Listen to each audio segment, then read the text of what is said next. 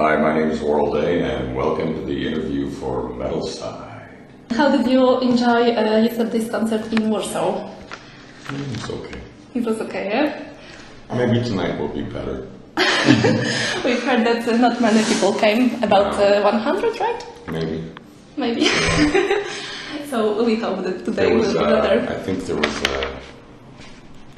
a big festival there today. Yeah. I think. Somebody told me no one's coming. There's a big festival tomorrow. Oh, so something that like is right. Yeah. And how did you meet the guys from your solo band? Because they are from Brazil, you are from the USA. How did you meet them? I met them over Facebook. Facebook? I know, it sounds strange. Yeah. But a promoter from Sao Paulo contacted me and said, I want to bring you to Brazil. And, you can play all songs from all your bands. And I'm like, okay, but I gotta put a band together before that. He was like, oh, don't worry, I have one. Well, this idea is very interesting, but how do I know they can play? I said, well, we'll make some videotapes for you, some videos. So they sent them to me, and I'm like, oh, okay, well, they can definitely play. So I'll try it. And I went there, didn't know what to expect at all. Naturally, I was a bit worried because I never met any of these people before, and I went all by myself. I was supposed to bring a tour manager, sound guy from Seattle with me, and I'm at the airport waiting for him. Doesn't show up. Really? Yeah, really. And I had to get on the plane by myself. I was like, holy fuck. No.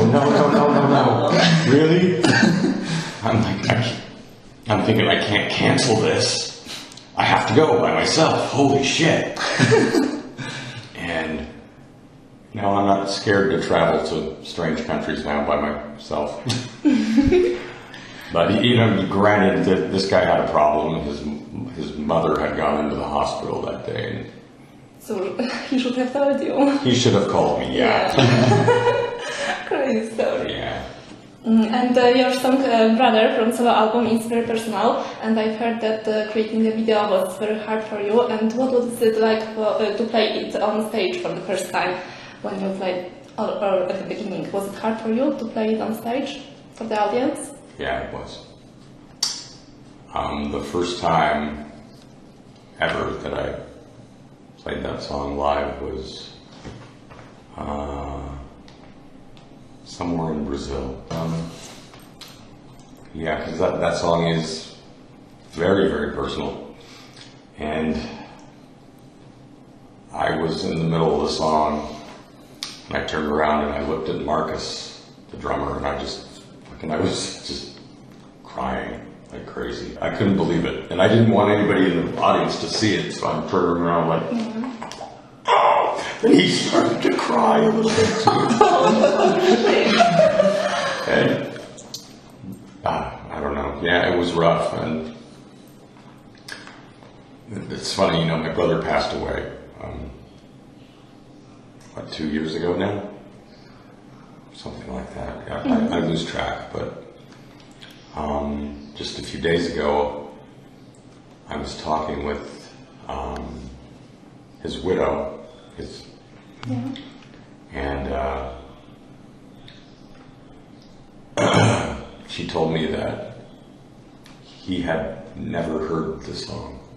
Really? Never? He knew about it, but he didn't want to listen to it.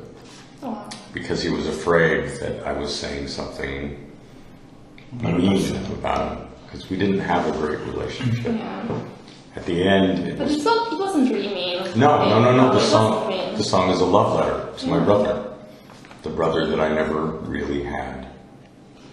Yeah. And I was talking with his wife for a long time the other day. thank you to WhatsApp, because you can call anywhere for free. And, you know, she called me. I'm like, why is she calling me? And she had a dream that I was with my brother, and she wanted to make sure I was okay. I'm fine. I'm in Turkey right now. Like, what the hell are you doing in Turkey? Well, right now I'm laying by the pool naked, if you really want to know.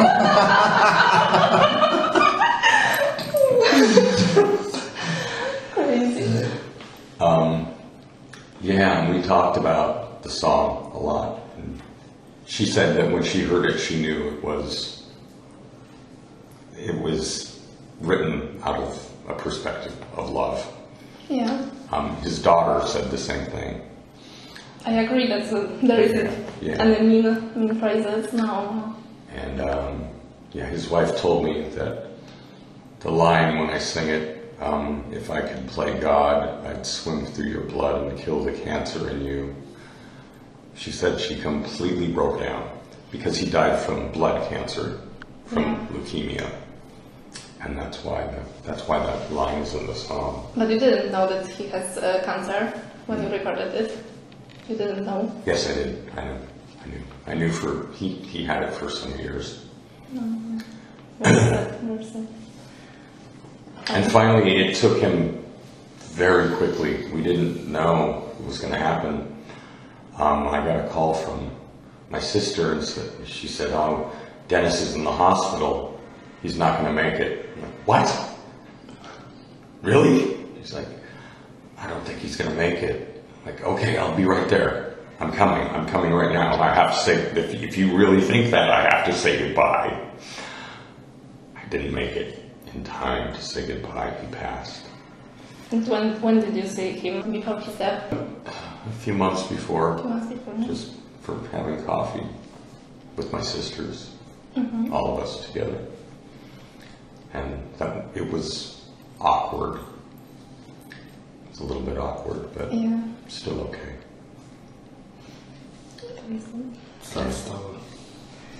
Yeah, and okay, so maybe to something more cheerful. Okay. This is metal. Metal's not cheerful.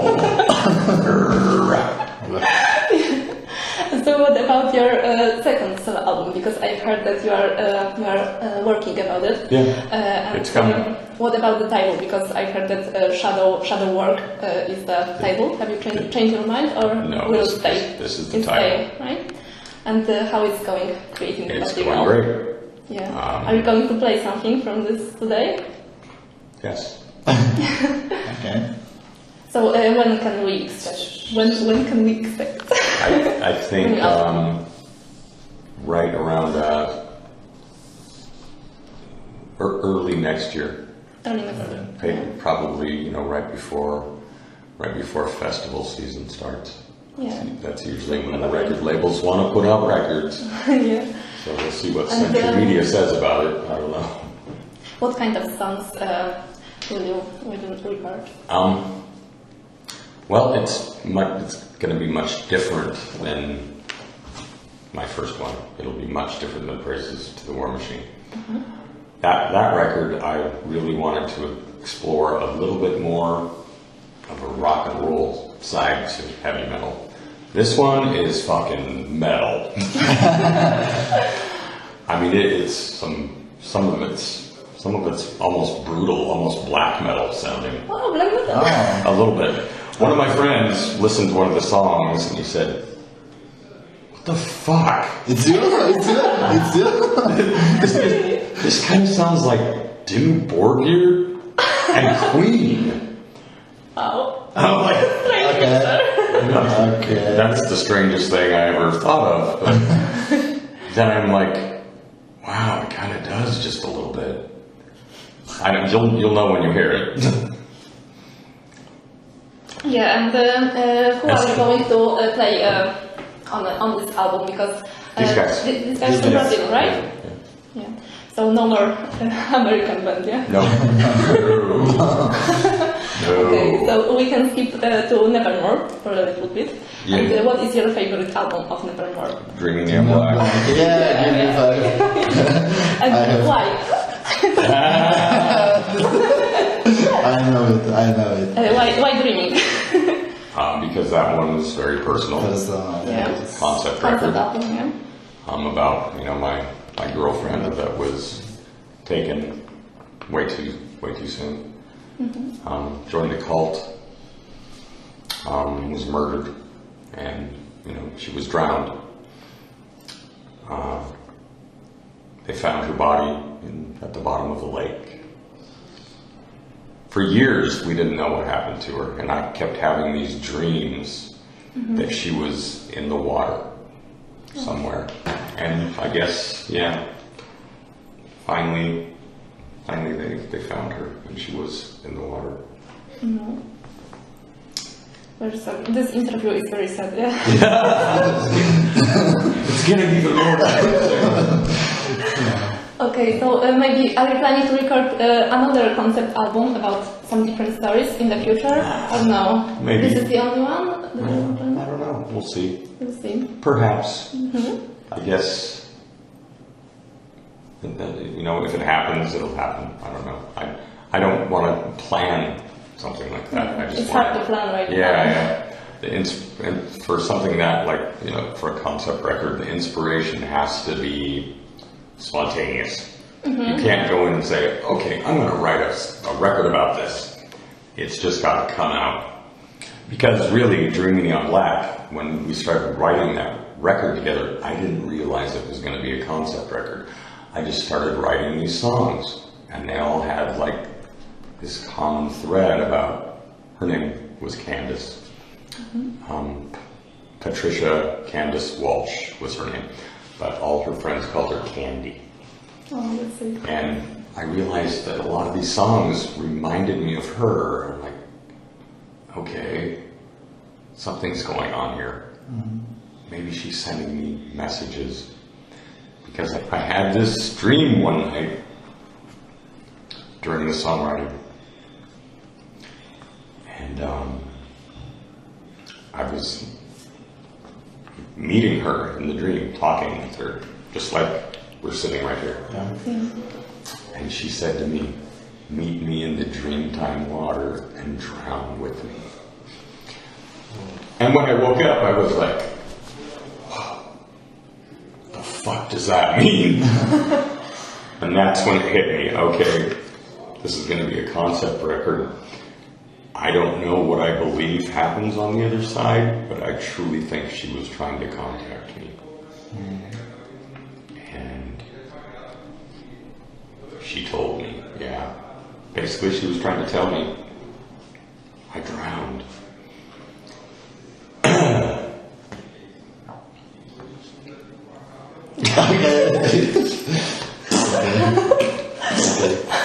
Cut. No, it's okay. Yeah. Okay, do you think? No man should be afraid to cry.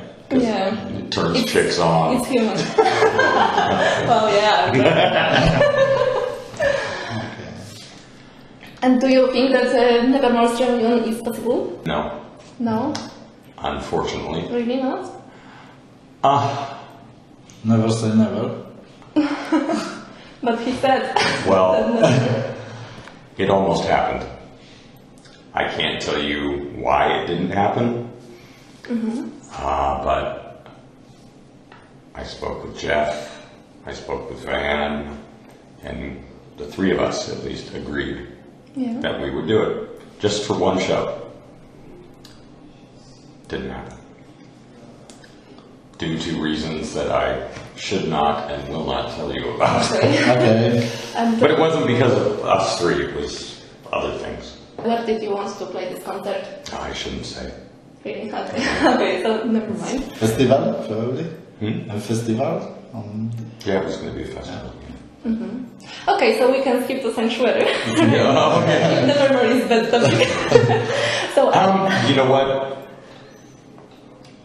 People are always telling me, just do Nevermore with other people. You know, you don't need Jeff. I'm like, That is part of this. It's hard to play without him. I don't know. No. Like, well, you can just get a whole new band. As long as Don't listen to them. Yeah. Don't. Well, You can play a solo. Yeah. Nevermore song, so you don't have to play in a band. Okay, so about Sanctuary. Are you working on new material right now? Yes. What can we expect on this new material? Well, it's going to be a little more thrashy than the Year the Sunday, for sure. So we're waiting for new CD. And which project is more important for you right now, Sanctuary or your solo career? Solo. Solo? Yeah, because we're going to be recording very soon. Sanctuary's not ready to record yet, so right now it's pretty much after the solo record is recorded, then I'm just going to go full force with new Sanctuary. And where are your inspiration come from? Because for Nevermore we know right now, and other songs. How do you inspire yourself for the lyrics? I read a lot, I guess. I read a lot of books. I'm always reading horror novels. I'm always watching horror films. There's a song on the first Sanctuary record that's the fuck is the name of it? Soldiers of Steel. Yeah. That song was inspired by a book that I read that was later turned into a movie. It was called The Key. It's kind of a mixture between sci-fi and horror, but yeah, that's where I got the inspiration for that one. The newer stuff, I don't know, we'll see where the inspiration comes. There's only like 5 new Sanctuary songs that are in the process right now. I know one song is going to be called Dead Again. That's all I know. Okay. That's something right now. And what about Polish band Behemoth? Because I heard that it's one of your best. Well, absolutely one of my favorites. Slave shall serve. Slave shall serve. I remember on the Wacken you play sing on the Behemoth t-shirt. Yeah. On the stage, I remember. Yeah, and I sang on one of their songs on the Inner Sanctum, right? Inner Sanctum. And how did it happen that you appeared as a guest vocalist? Somebody from the record label called me and said, "Hey, I know you like Behemoth. They want you to sing on their record." And I'm like, "You're kidding!" Awesome. So you'll do it? I'm like, "Hell yes!" He's like, I didn't really need to ask you because I know it's one of your favorite bands. Yeah, it's a great song. That was pretty funny. And do you know any other Polish bands or just Behemoth? There's more? Yes. No. I'm making... We have only Two more. We have 2 more. I'm making a joke, I know. We have 2 more. Yeah, I know. You can tell him what other bands we have. Okay. Vader. Vader. Yeah, you know. Decapitated. Okay. It's not. See, I know both these bands, so I just forgot they were skip from over. Poland. We can skip But over. they are.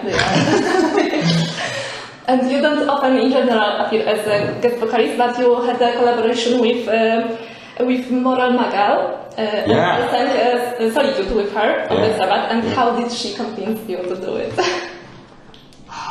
Do you know? I don't know.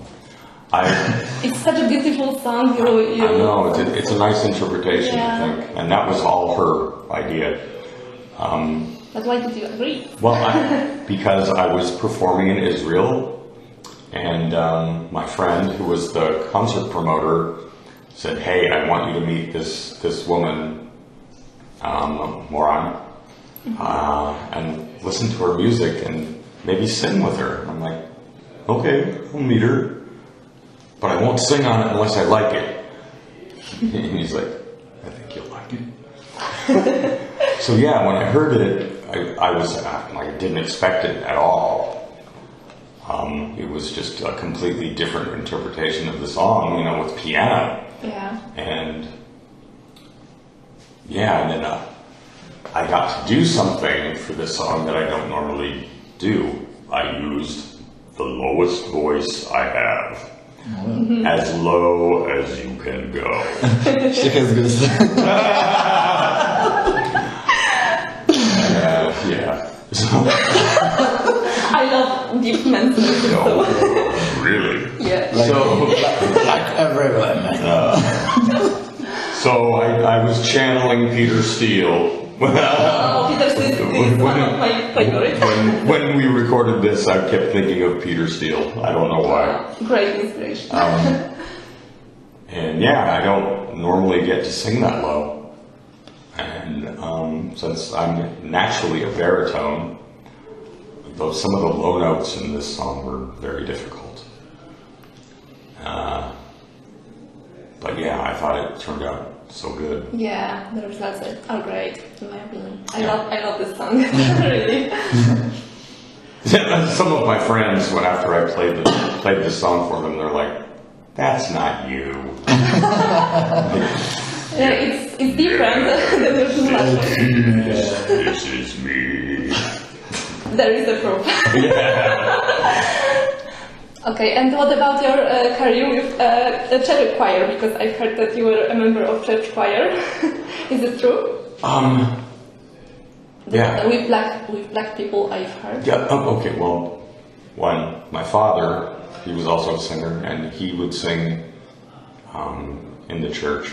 But when Nevermore was recording the record Obsidian Conspiracy in Nashville, I became obsessed with trying to find one of these churches with the serpent handlers. Mm-hmm. And they don't let anyone come to these churches. You have to know someone who knows someone who knows someone. Nobody gets in unless you're an elite person. And I kept asking at different churches around Nashville, because in the South there's a church on every street. And so I'd go in and say, "Do you know where to find these people that are, the snake handlers?" And they're like, "Oh, you don't want to go there. You don't want to go there. You have to drive way, way, way, way up in the mountains, and they're not ever going to let you in." Okay. "So what are you doing here at your church?" "Well, we're about to have choir practice." I'm like, "Oh, cool. Can I come sit and watch?" I'm like, "Sure. Come on, watch." Whether, I'm not a churchgoer. I don't go to church at all. I'm not really a Christian. I just try to be a good person. I don't prescribe myself to any religion, but I thought it would be really cool just to watch, the choir practice. And yeah, it was a gospel church, black gospel, and I was just so stunned by how great these people were singing. And they were taking a break, and I said, "Well, my father used to sing in the choir at home, and I'm singing in a band." And they're like, "Do you want to join us? Sing some songs?" I'm like, "Okay, that would be awesome." So the next thing you know, I'm singing at church. Singing "Go Tell It on the Mountain." This is a really famous gospel song, if you know it. And, We don't know. Yeah. That was the first time I went to church since I was a little grasshopper. Yeah. But it was fun. It was fun, It was like, didn't matter, what your beliefs are. It was just really cool to experience it. And how long have you sing with them? Only just once? Oh, just one time. Just once, yeah, right? Just one time. One Sunday church service, I sang with a bunch of people that were just getting down and dancing. Go tell it on the mountain. Jesus Christ is here. It's more than that. So if you don't have a feel of this, you should film this. I know, I wish I would have it on film, but no. They didn't agree? I didn't think about it. Oh yeah, it was spontaneous, right? Yeah. And you and Jim, do you still have your restaurant or it's closed? No. We sold it years ago. Years ago, right? And what was your the best meal, your specialty in this restaurant? My specialty, it was penne alla carbonara. Carbonara! I love carbonara! I love carbonara! Pity you don't have this restaurant because I would buy one. It's so bad for you though. It's got all the bad things. Bacon. I love bacon. Bacon, cheese, heavy cream, and egg yolks. And pasta. And pasta. But, you know, we yeah, I know. Now I'm hungry. At the restaurant, we used to call it the heart attack on a plate. Because there's so much fat, so much fat and cholesterol and all the bad things. So sweet. I mean, it's so delicious. I know. Doesn't matter. You can't eat this every day, or you'll be dead within a year. And fat. But yeah, that's my favorite. It was Italian restaurant, right? Yeah. Only Italian food, right? So you did pizza also? Yeah. Of course. And my favorite pizza, I'll tell you. It was a white pizza, no red sauce, just garlic oil, and then sautéed spinach. Spinach, I love spinach. Spinach sautéed with a little bit of garlic and a little bit of lemon juice and just some salt. And you put that on the crust, and then some roasted garlic, and then some gorgonzola cheese. Oh.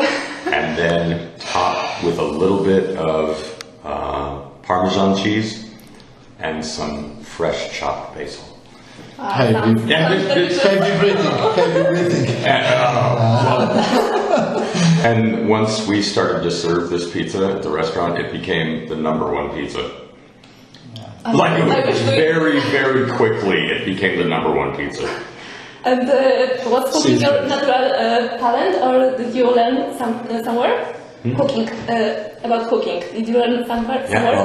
I worked for years and years and years in this Italian restaurant.